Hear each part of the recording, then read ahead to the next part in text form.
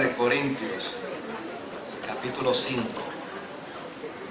Segunda de Corintios, capítulo 5, capítulo 3, perdón, versículos 12 al 18. Segunda de Corintios, capítulo 3, 12 al 18.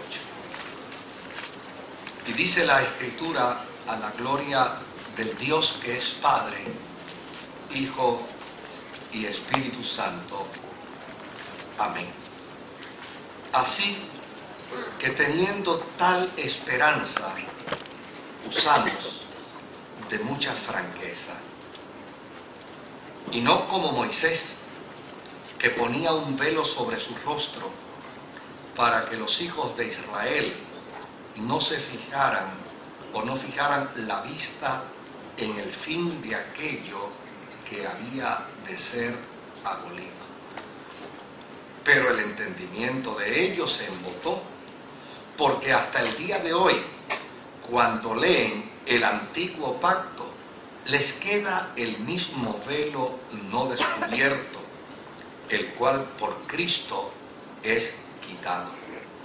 Y aún hasta el día de hoy, cuando se lee a Moisés, el velo está puesto sobre el corazón de ellos. Pero cuando se conviertan al Señor, el velo se quitará.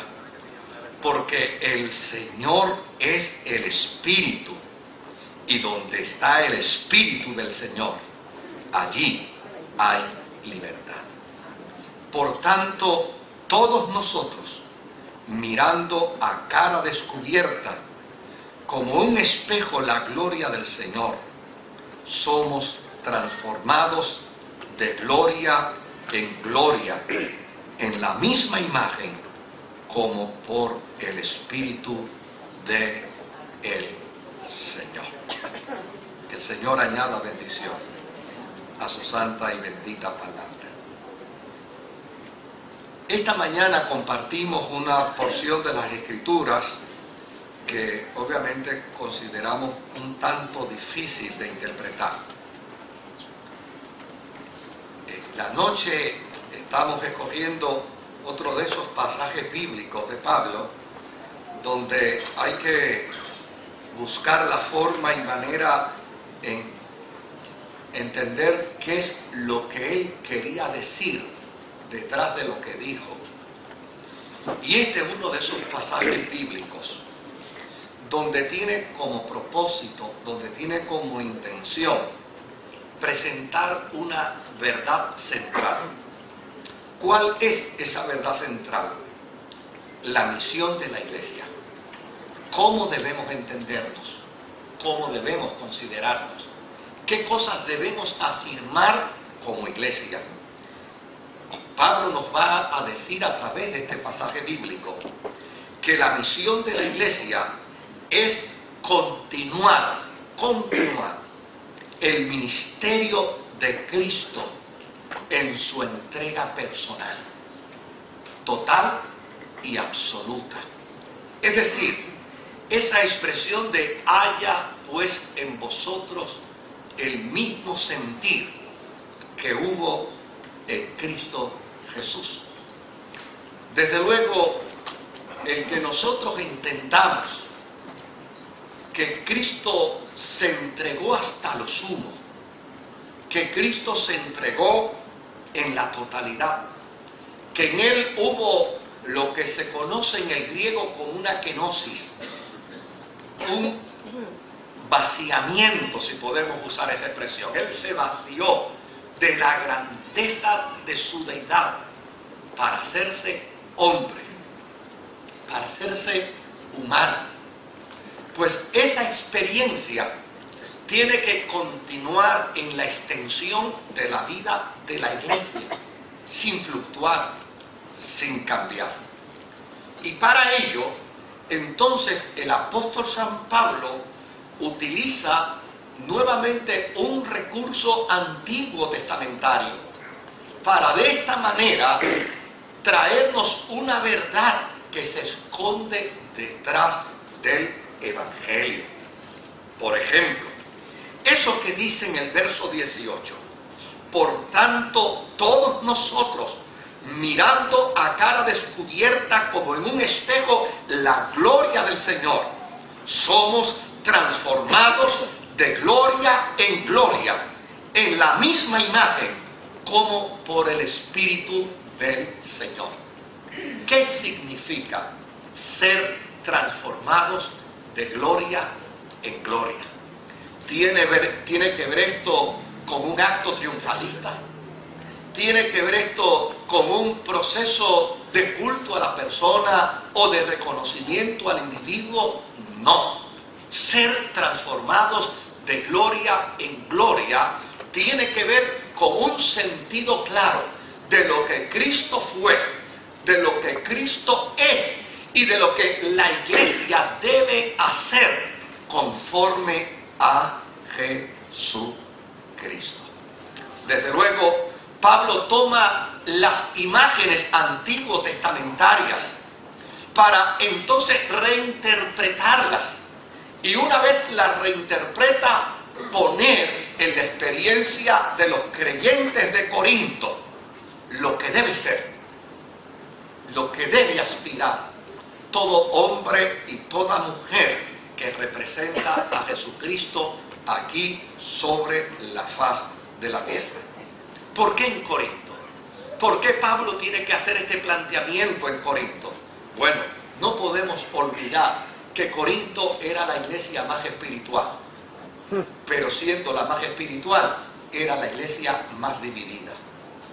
Siendo la más espiritual, era la iglesia donde por lo general, allí la gente tenía sus claques, allí la gente tenía sus grupos. Y sus grupos eran tan estrechamente ligados que unos despreciaban a los otros. Los de Pablo despreciaban a los de Pedro. Los de Pedro despreciaban a los de Apolo. Los de Apolo despreciaban a los de Cristo. Y así sucesivamente, cada uno de ellos, dentro del contexto de su vida religiosa, cada uno de ellos se despreciaba uno al otro. Y Pablo nos va a enseñar qué significa, qué implica ser transformado de gloria en gloria. Para ello, Pablo utiliza la vivencia de Moisés en el capítulo 34, verso 33 del libro de Éxodo. Si nosotros vamos al libro de Éxodo y vemos lo que experimentó Moisés allí, vamos a entender de qué Pablo nos está hablando. En el capítulo 34 y verso 33 del libro de Éxodo, se nos dice de la manera siguiente. Mire lo que se nos explica aquí. Dice: y cuando acabó Moisés de hablar con ellos, puso un velo sobre su rostro. Cuando venía Moisés delante de Jehová para hablar con él, se quitaba el velo hasta que salía. Y saliendo decía a los hijos de Israel lo que le era mandado. Y al mirar los hijos de Israel el rostro de Moisés, veían que la piel de su rostro era resplandeciente. Y volvía Moisés a poner el velo sobre su rostro hasta que entraba a hablar con su Dios. Desde luego, el autor de Éxodo cuenta la historia, pero sin darle una explicación. Pablo le da una interpretación a la historia. Porque si usted observa, el autor del Éxodo dice que Moisés se ponía un velo después de hablar con Dios, porque después de hablar con Dios su rostro le brillaba. Claro, cuando él salía de hablar con Dios con el rostro brillando, con el rostro irradiado, entonces se ponía el velo para que la gente no viera su rostro brillando. Y así él se cubría de la gente. Pero note que el autor dice que Moisés tenía que regresar de nuevo donde Dios para que volviera de nuevo ¿qué? El brillo en su rostro a aparecer. Es decir, el brillo no era permanente. El brillo no era eterno, sino que el brillo era un brillo que poco a poco se iba desvaneciendo. El autor de Éxodo explica sin dar explicación, pero Pablo le da una explicación al evento. ¿Y qué dice Pablo con respecto? Pablo dice, mire señores, la razón por la que Moisés se ponía el velo no era para cubrir la gloria que emanaba de su rostro. La razón por la que Moisés se ponía el velo era para que la gente no viera que poco a poco el rostro brillante se iba opacando. El brillo de su rostro se iba opacando. Y usted dirá, pero ¿y por qué Pablo hace tal cosa? ¿Por qué Pablo desprestigia a Moisés de esta manera? Mire, lo que Pablo quiere presentar es una comparación de lo que la ley es versus lo que la gracia significa. Y cuando Pablo compara la ley con la gracia, ¿sabe de lo que está hablando? Yo se lo voy a explicar en unas palabras bien simples. Esta mañana se me acercó una jovencita y me dijo, pastor, hace unos meses que estoy viniendo a la iglesia. Yo salí de la santería. Yo practiqué la santería por varios años. Y ¿sabe algo? Salí de la santería. Y entonces empecé a venir a la iglesia. Pero la presión del grupo me forzó nuevamente. Y dejé de venir a la iglesia y volví a la santería. ¿Y sabe qué me pasó, pastor? Caí en una depresión profunda, muy profunda. Y cuando estaba dentro de esa depresión, le dije al Señor, Señor, si tú me ayudas a salir de esta depresión, yo vuelvo de nuevo a la verdad de tu evangelio. Dice, oiga pastor, y tan pronto lo dije, en ese mismo instante empecé a mejorar y a mejorar y a mejorar. Pero tengo un problema, pastor. ¿Y sabe cuál es el problema que tengo? Que todavía tengo la misma presión. La presión del grupo de mis amigos santeros. La presión del grupo de mis amigos sincretistas que están dentro de la experiencia esta de la nueva era y andan con angelitos de aquí y para allá. Y esa presión me tiene loco porque, pastor, ¿cómo les voy a decir yo a ellos que yo no quiero seguir dentro de ese proceso?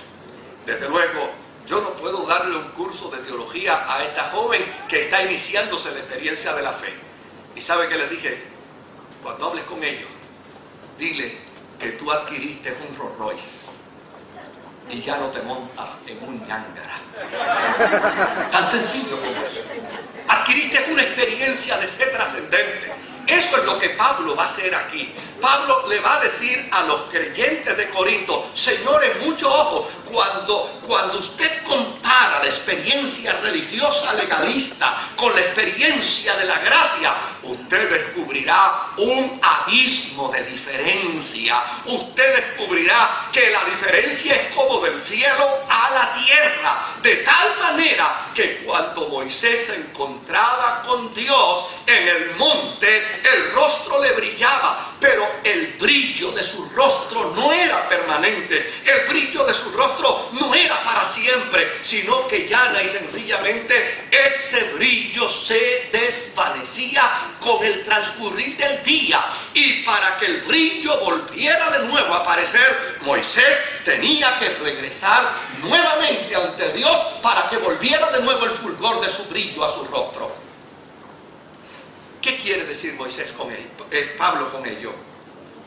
Él quiere decir lo siguiente: la gloria del antiguo pacto, la antigua relación entre Dios y su pueblo, por naturaleza, es perecedera. La gloria pasada tenía que ser superada. No es que fuera falsa, es que estaba incompleta, es que era provisional. Y por lo tanto necesitaba completarse y necesitaba hacerse definitiva. Porque la experiencia de la relación de Dios con el hombre no podía ser una experiencia intermitente, sino que tenía que ser una experiencia de gloria en gloria, de gloria en gloria, de gloria en gloria. Y desde luego, Pablo va a decir que esa revelación de Dios que vino por medio de Moisés era verdadera, era importante, pero era parcial. la verdadera relación que el hombre encuentra con Dios, la encuentra